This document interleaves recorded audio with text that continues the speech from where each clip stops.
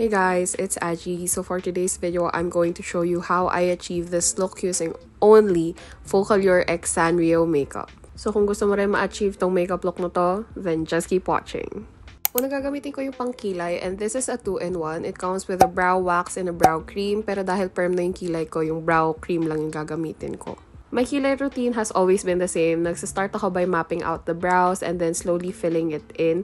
Tapos pag malapit na sa may harap, I do hair-like strokes para natural tignan. I also forgot to mention, pero yung kagandahan dito sa brow product na to is that it's quick dry, it's waterproof, tsaka nagsastay talaga siya all day. Ang laki talaga ng difference na nagagawa ng pangkilay. So gagawin ko lang siya sa kabila and boogsh. Yan na siya.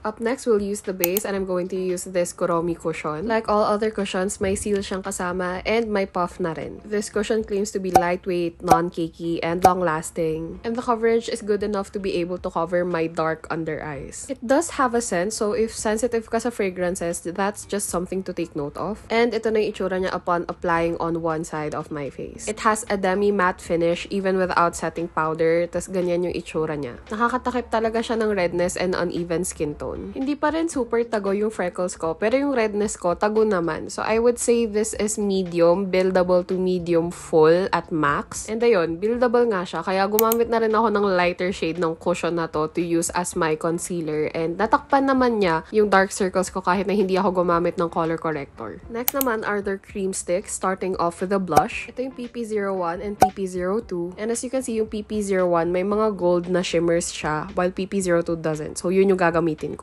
It's creamy enough na you can apply it straight to the face, but this is really what I prefer para kontrolado, and I'm just applying it on the apples of my cheeks. It's blendable, it's buildable, and the pigment is just right para mapaglaruan siya ng beginners. Now, moving on to the contour stick, this is what it looks like. As per usual, I'm going to apply it on the back of my hand and then pick it up using a brush. At dahil fan na fan ako ng vertical contouring, that's also what I'm going to do. And if hindi nyo pa alam yung vertical contouring, imbis na papaloob sa mukha, I'm going to drag the contour down my jaw to give my face that slimmer effect. Ang ganda ng formula nito, so I do hope that they come out with cooler shades kasi ang ganda niya for the face. And with everything else done, this is what the face is currently looking like. And I'm going to give you a tip on how to make your makeup last longer using this setting spray. And tignan nyo naman, sobrang pino ng labas ng spray na to. Kaya maganda siya pang lock ng makeup. And if you do this before you apply loose powder, magsistay talaga yung makeup mo. Now that that's done, we can finally move on to the eyes, and I'm going to use these eyeshadow palettes. It comes in 4 colors, and alala ko bigla sa TikTok, may nagtanong sa akin kung may dent talaga siya sa packaging. Yes, that's what it looks like. Anyway, let's start with the eyes. From the PP01 palette, I'm going to take the purple shade and apply that all over the lids.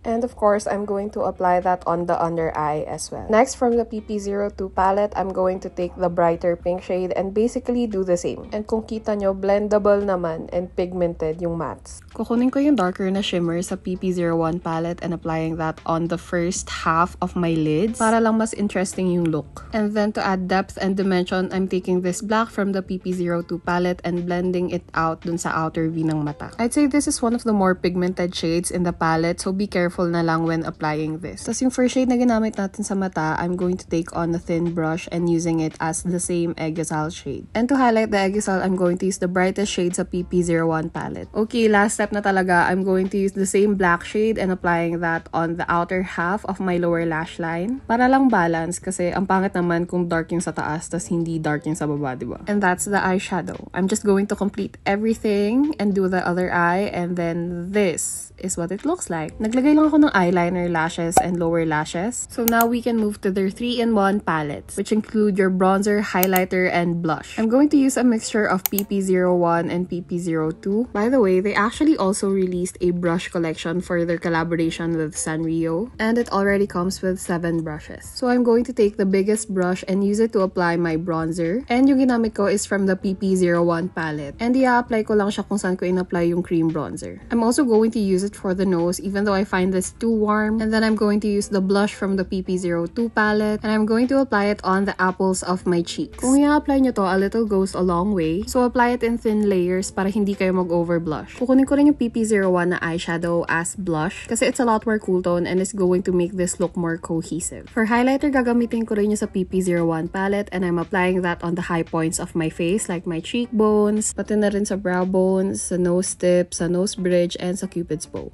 To lock in the makeup and melt all the powders, gagamit ako ng setting spray and I'm going to apply a very generous layer all over the face. Dahil marami tayong in-apply na powder, it's going to melt everything in place and make the makeup look more skin-like. And of course, it also has ingredients to lock in your makeup all day. Now, this is a pressed powder foundation and I have 2 shades with me.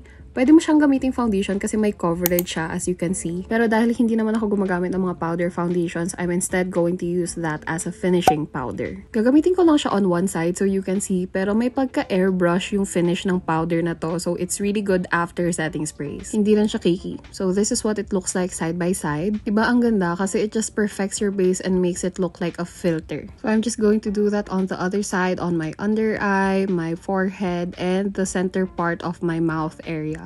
Last step for the base, I'm going to add this cream highlighter. And don't worry kasi it's creamy enough that you can apply it on top of a set base without ruining the foundation underneath. And because it's a cream highlighter, it's going to brighten your face and make you look like you have that natural glow.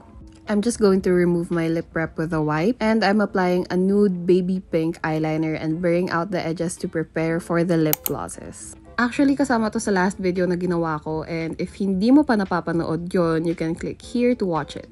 For this look, I'm going to do a gradient lip with 2 lippies, starting with PK03 as the base. I remember really liking these glosses nung una ko siyang ginamit kasi it's really glossy and it makes your lips look plump. Tapos hindi siya goopy or malagkit kahit na dewy yung finish niya. Lastly, I'm going to apply NU04 on the inside part para lang mas magkaroon ng onting dimension sa lips. And ayan na siya. So after I finish everything and add the finishing touches, this is what it looks like. You guys know how I've loved Focallure. They've been here ever since I started making beauty content. And in my opinion, this brand is proof that you can make high quality makeup looks without having to break your bank. So yeah, this is the makeup look that I've done using the makeup that they've made in collaboration with Sanrio. I hope you guys like this makeup look, and if you like me, you can also follow me on all of my social media platforms. And if you want to watch the last video that I made about Focallure, it's right here.